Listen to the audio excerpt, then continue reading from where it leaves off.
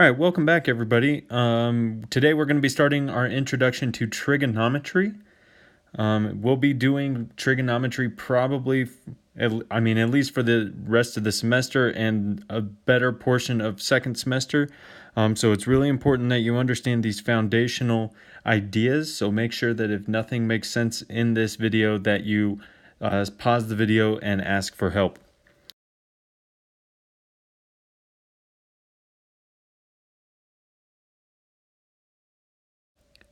All right, so let's just jump right in.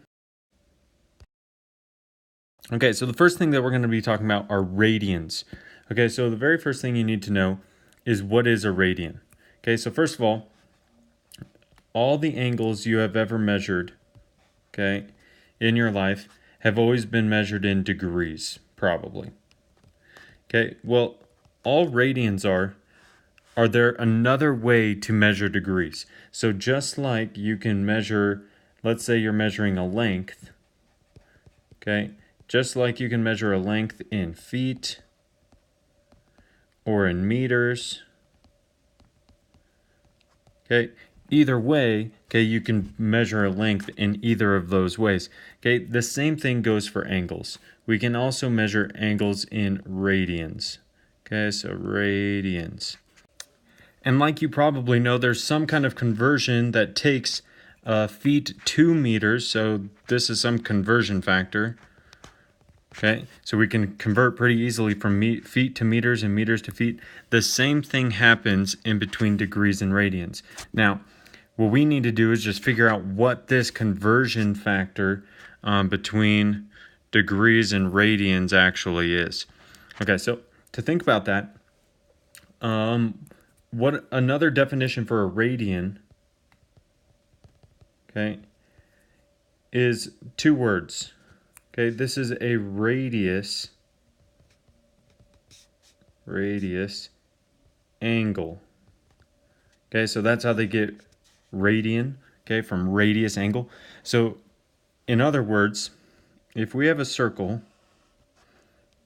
okay, and we have this radius, okay, we'll call that r.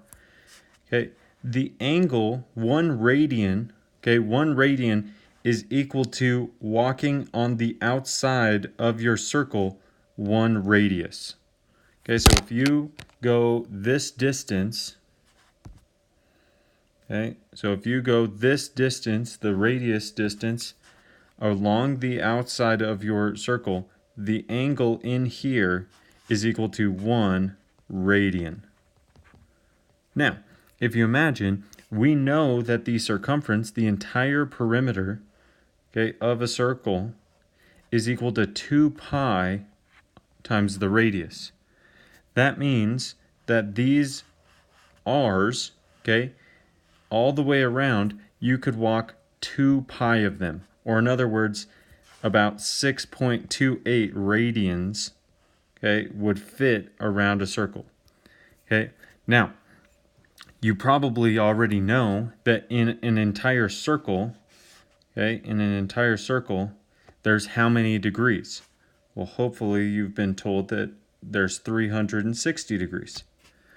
Well, if there's 360 degrees in an entire circle, and I know that there's 2 pi radians in an entire circle, that will be our conversion factor. Okay, so 2 pi radians equals 360 degrees. Now, just like I wrote here, okay, the degree symbol is like that. Radians does not have a symbol. Okay, so whenever you say 2 pi, from now on we're going to assume that we're in radians. Okay, so 2 pi is referring to radians and 360 is referring to degrees. Okay, to simplify this just a little bit, okay, both of these things are divisible by 2. So really, we're going to be using the conversion. Now, let me move this up a little bit. Okay, we're going to actually be using the conversion pi equals 180 degrees. Okay, so pi radians equals 180 degrees. So just like the conversions that you do in your science classes, same thing will go for trigonometry. All right, so let's look at an example. So if we're going to convert from degrees to radians. Okay, so let's say that I tell you what is 235 degrees in radians. All right, so what you're going to do, okay, so remember that degrees is what we're trying to cancel out, right? So we're going to multiply by our conversion factor. Okay, let me undo that. Okay, so we're going to multiply. And remember that degrees needs to go down here on bottom. Okay, so if you imagine our conversion factor is 180 degrees, it's equal to pi radians. All right, so then all we have to do is we multiply straight across. Okay, so we get 235 pi over 180. All right, and then we're just going to reduce our fraction. So if we divide them both by 5, we get 47 pi over, let's see, 180 divided by 5, I believe, is 16. Double check my math on that, but I believe that is correct. And so that's all you have to do. Okay, so this would be 235 degrees converted to radians. All right, likewise, we can definitely convert the other way. Okay, so if we're given radians and they ask us how many degrees something is, so let's say that we take something like 3 pi over 5 radians. Okay, so again, we're going to multiply by our conversion factor. Okay, and remember now we're canceling radians. Okay, so that needs to go on bottom, so we go pi on bottom, pi radians, and 180 degrees on top.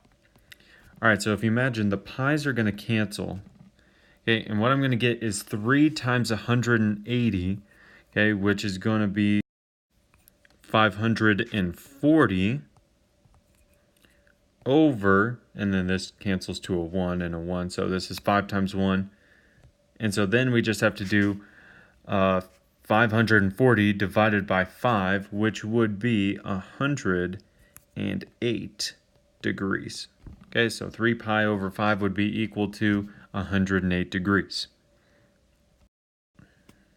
All right, so quick review when we're measuring angles.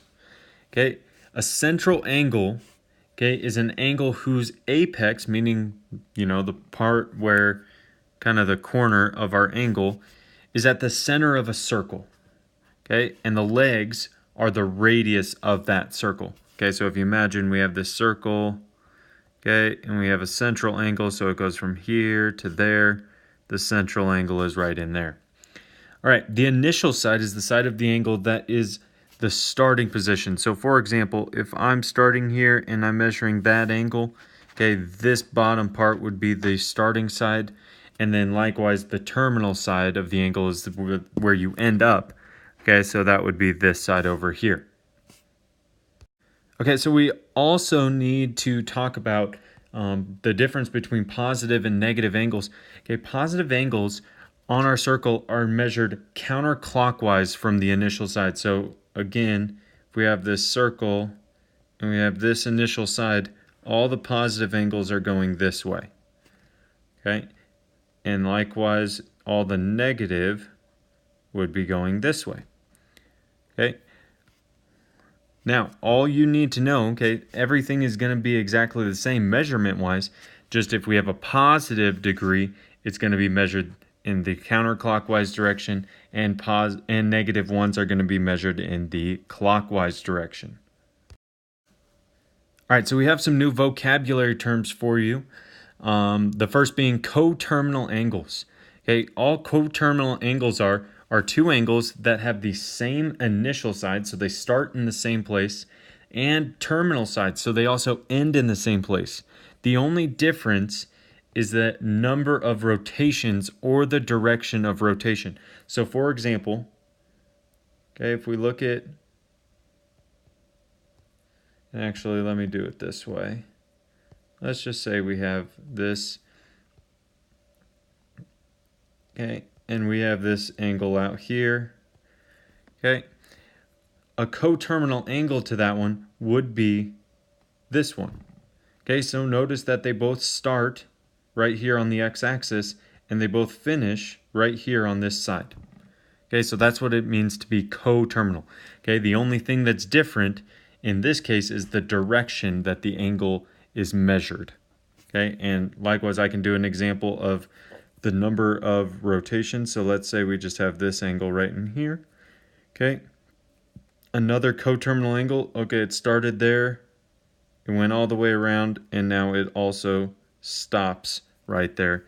So if it starts and stops in the same spot, no matter what, they are considered coterminal angles. All right, the other one is called a reference angle.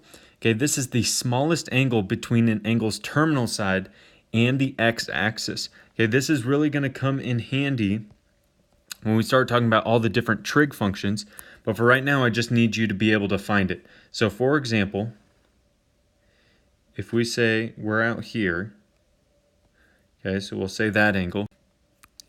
The reference angle is actually this one right in here. Okay, again, it's the smallest one between the x-axis. So if you imagine, I get a lot of people that say that this out here is the reference angle, but notice that this is the much bigger one to the x-axis than the red one right here. Okay, so it's the smallest one. And like I said, finding this angle is going to come in handy when we start finding sine and cosine and all of those. So make sure that you are able to find that reference angle. Okay, so let's do some examples.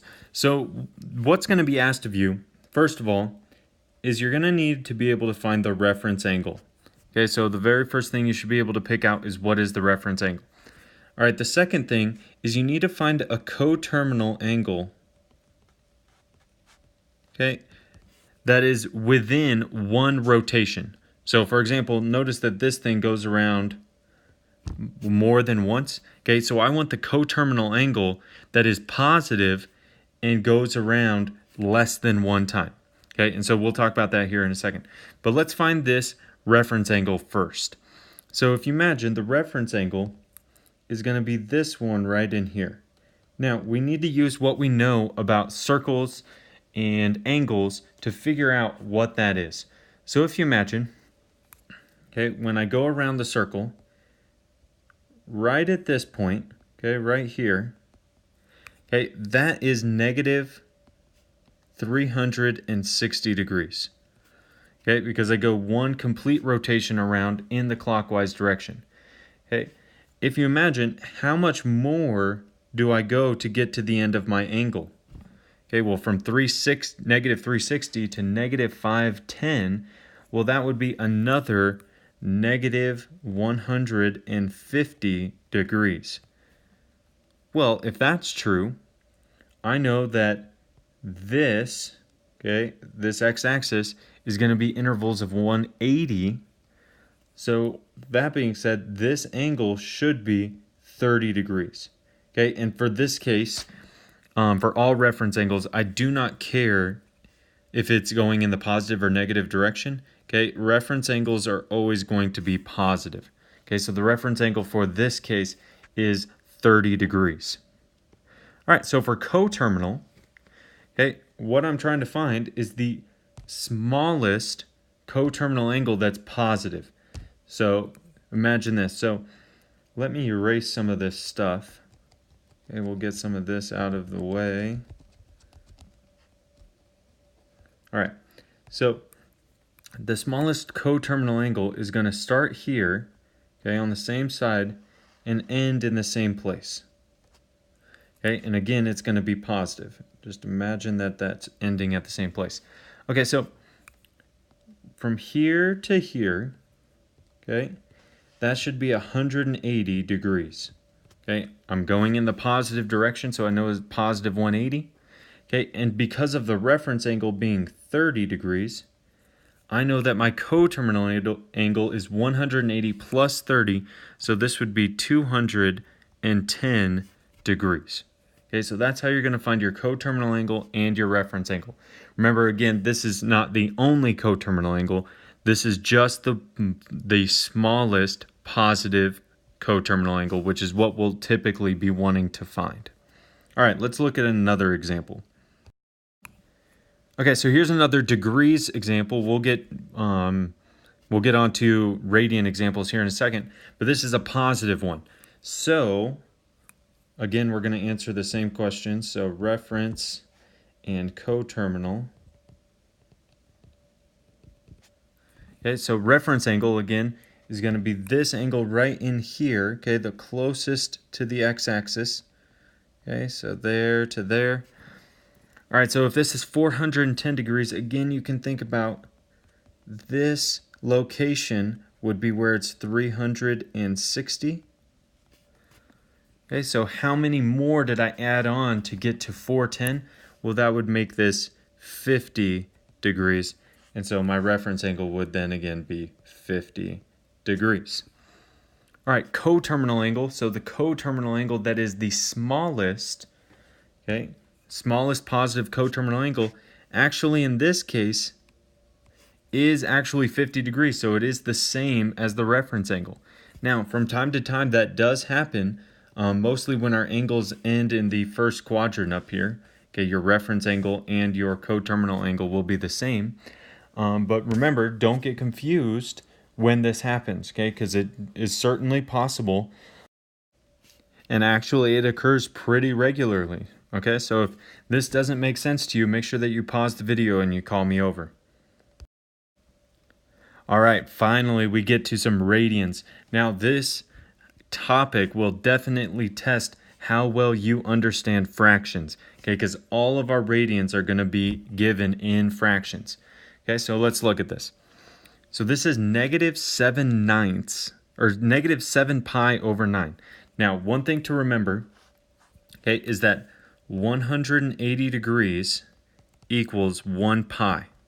Okay, so for example, from here to there is 1 full pi.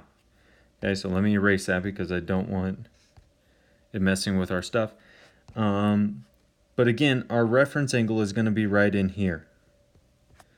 Okay, well, this is -7 pi over 9, so which tells me that I'm a certain distance short of being 1 full pi. Okay, and that part is right here. That's going to be my reference angle. All right, so all I need to do is think about, well, 1 full pi is how many ninths? Well, 1 full pi then would be 9/9, which tells me that I am 2 pi over 9 short of being 1 full pi.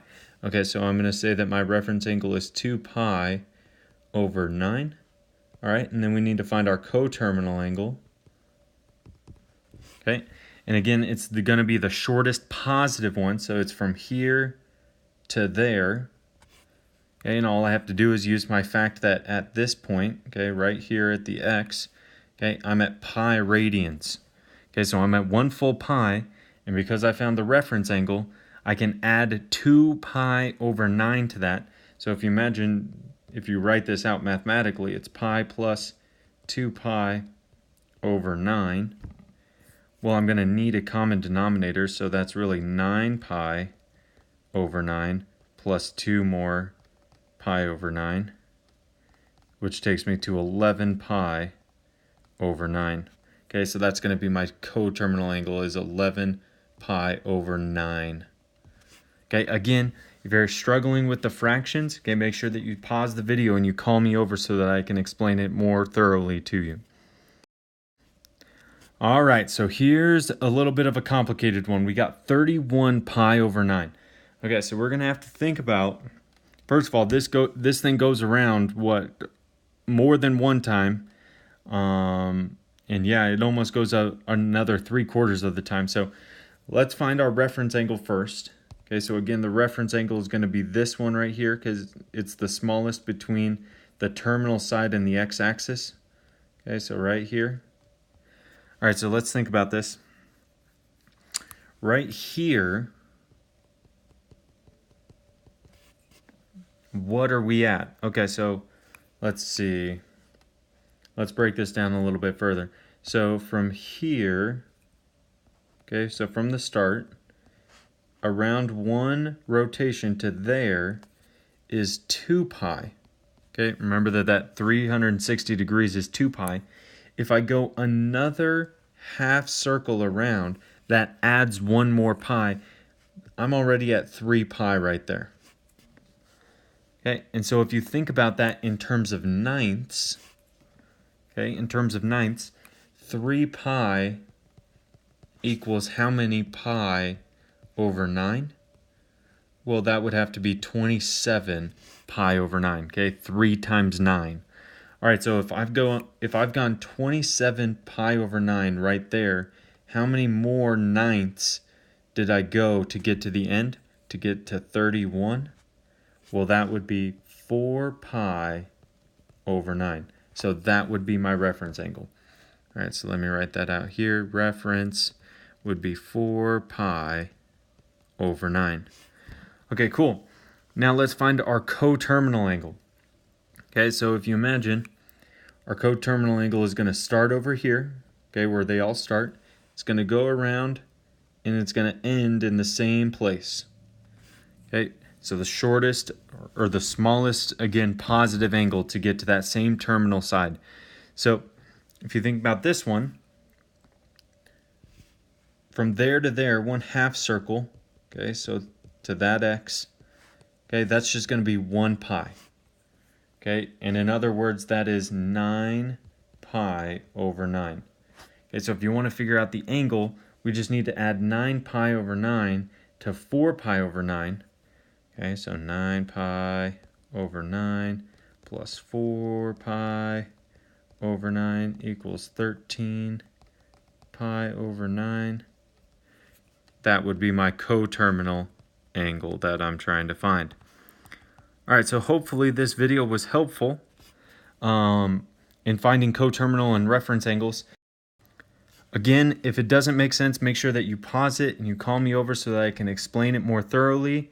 But if you do understand it, feel free to move on to our next assignment. That's all about radians and coterminal angles and reference angles. And as always, thanks for watching.